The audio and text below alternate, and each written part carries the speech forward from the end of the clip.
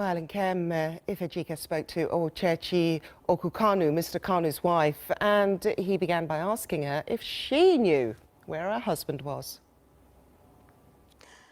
I don't know. Nigerian government, the army, should tell the world what has happened to him, because they were the last people who were in touch with him, because he was trapped in the house when they went to invade the house.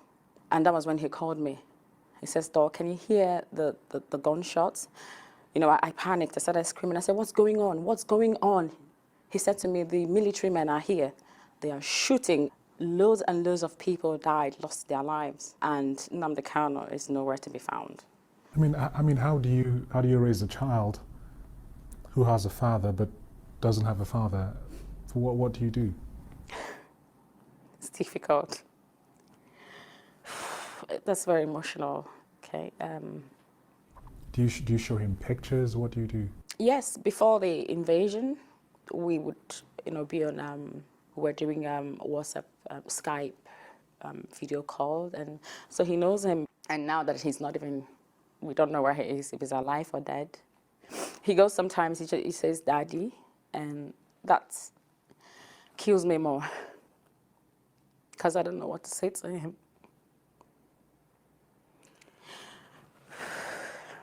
Was there any feeling at the time that what he was doing could be dangerous, but also quite possibly illegal, and would put him in the radar of the government? What makes it illegal? If you call for the breakup of the state, then that could be seen as treasonous. Why? Why should I be treasonous? One, asking for self-determination. How is that a crime?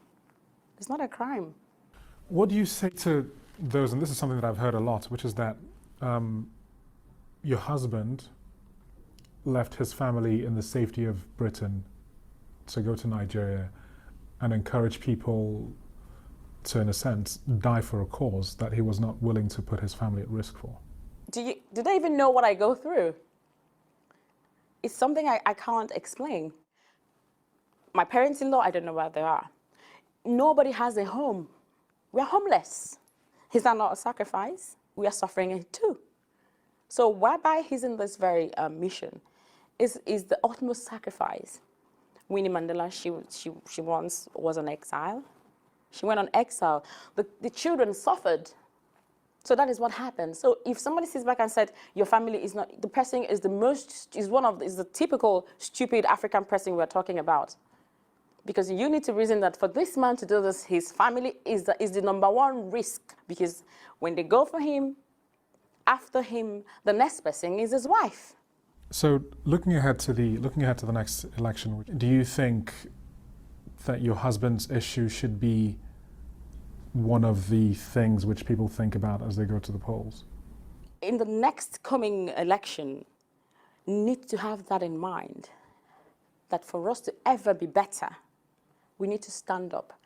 Yes, Nnamdi Kanu's issue should be the #1 thing. Where is he? You need to provide him, at least tell us where he is.